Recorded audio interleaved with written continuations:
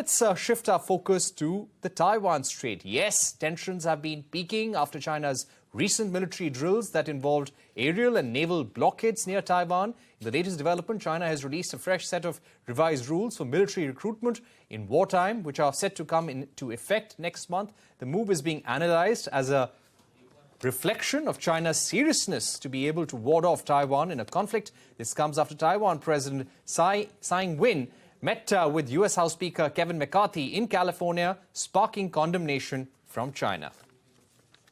And joining me now to take this forward is Brahma Challaney, Strategic Affairs Expert. Mr. Chellaney, thank you so much for being with us. 3 days of intensive simulations around the Taiwanese Strait. How serious is this? How different is this from previous military drills carried out by China? The first thing to remember is that Chinese military drills are really empty shows of force. The present China-India military standoff is a consequence of how China's unusually large winter exercises on the Tibetan Plateau in early 2020 became the launch pad for China's stealthy land grabs in Ladakh. And this has triggered this continuing military confrontation between India and China.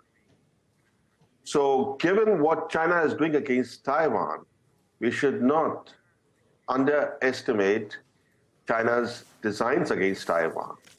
What we saw over the last 3 days was a repeat of what happened in August last year when China conducted military drills right around Taiwan. These live-fire military drills around Taiwan effectively simulate an air and sea blockade. So this really gives you an idea as to how Xi Jinping will launch his aggression against Taiwan. It will begin with an air and sea blockade of Taiwan.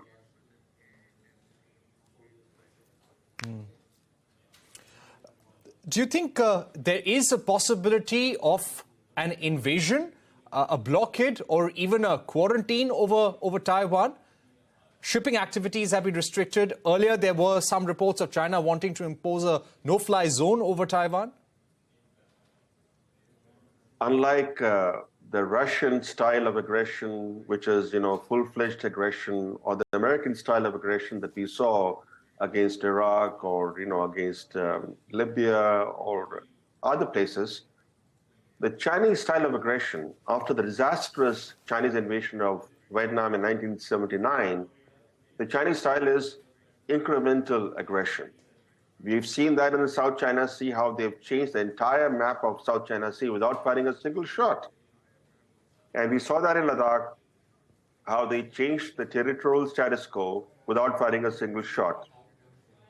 So against Taiwan, it won't be a full-fledged aggression.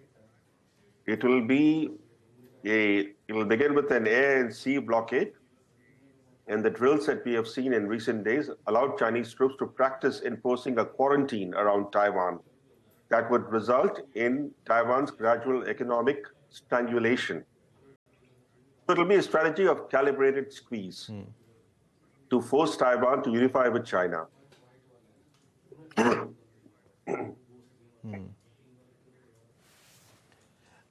Mr. Chellaney, do you think this will also test the U.S. leadership in the region at a time when U.S. leadership, U.S.'s status as a superpower is at test in the Ukraine-Russia war? What happens with Taiwan? And if China is able to impose that blockade or quarantine, and that continues for a few months, do you think that will test U.S. dominance in the region and U.S. role in the region as well? You're absolutely right. In fact, it's a very good question. If Taiwan were to fall to China, it would significantly advance China's hegemonic ambitions in Asia and upend the balance of power in the Indo-Pacific region, not least by enabling China to break out of the so-called first island chain. But more importantly, it will mark the end of America's global preeminence. This will be the final nail in the coffin of America's global preeminence. And yet, ironically, as many American analysts are pointing out, the Biden administration is more focused on helping Ukraine fight Russia rather than deterring China's aggression against Taiwan. Even though the future of American power rests on Taiwan's autonomous status being safeguarded. But there are also important implications for India. If Taiwan falls, the next territory China is likely to covet and target is the Indian state of Arunachal Pradesh. Arunachal is 3 times bigger than Taiwan, and in the name of quote-unquote reunification, China will begin targeting India's Arunachal Pradesh. So India too has a stake in the present status quo in relation to Taiwan. If that status quo is disturbed, it'll have a significant bearing on Asian security, on American security, and on Indian security. Right. What I would also like to ask you, what is India's policy vis-a-vis Taiwan right now, Mr. Chellaney? We have been seeing that for some time in bilateral conversations, India has not been clearly spelling out the One China principle as China wants it. Do you think there is any kind of change in India's strategy vis-a-vis Taiwan? What are our cultural relations or democratic relations with Taiwan as of now? Well, given China's designs on Taiwan and also China's designs on Arunachal Pradesh that we have, in recent days, we have seen how China has stepped up its renaming of places within Indian control.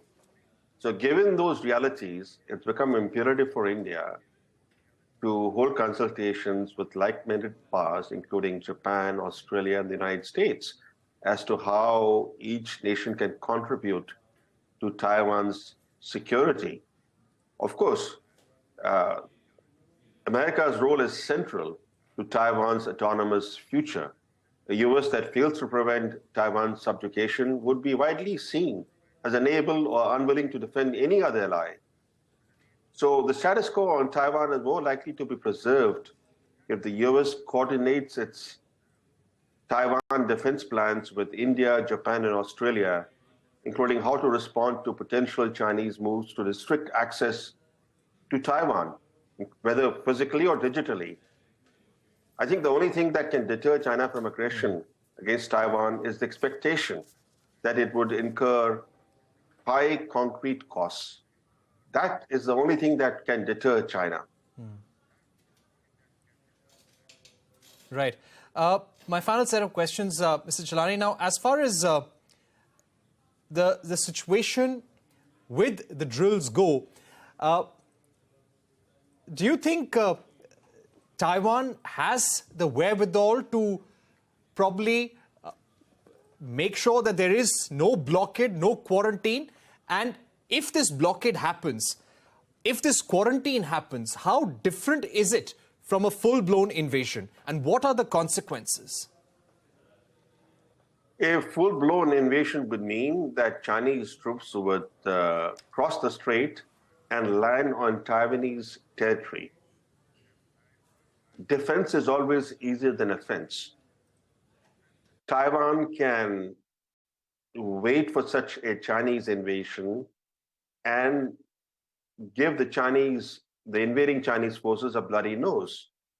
But that's not going to be the Chinese way of attacking Taiwan. The Chinese way of attacking Taiwan would be to impose an aerial and sea blockade. To prevent such a blockade, Taiwan by itself doesn't have that capability to prevent China from enforcing a quarantine. So that's where the American role becomes so critical.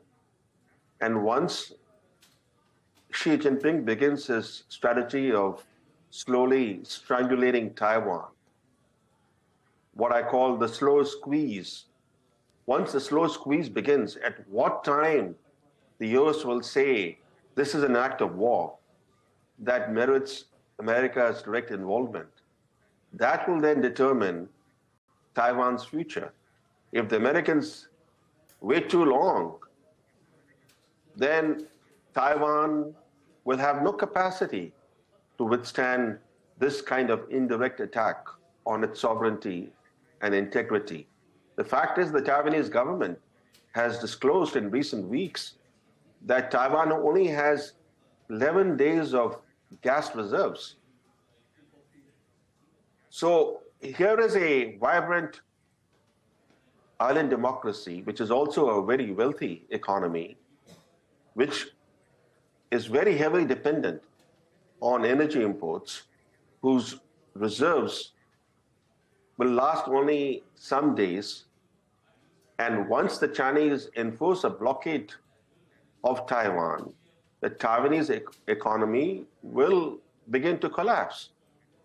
That's the reason why the Biden administration must take the Chinese threat very seriously.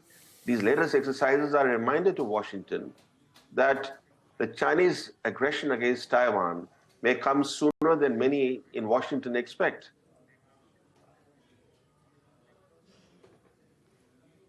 Right. Mr. Chellaney, thank you so much for joining us. It's always a pleasure to have you here on Global Eye.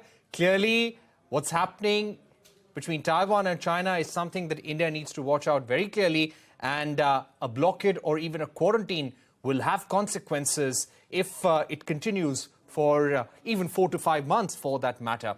Thank you once again for being with us. That's a wrap on this edition of Global Eye. Thank you for watching. Goodbye.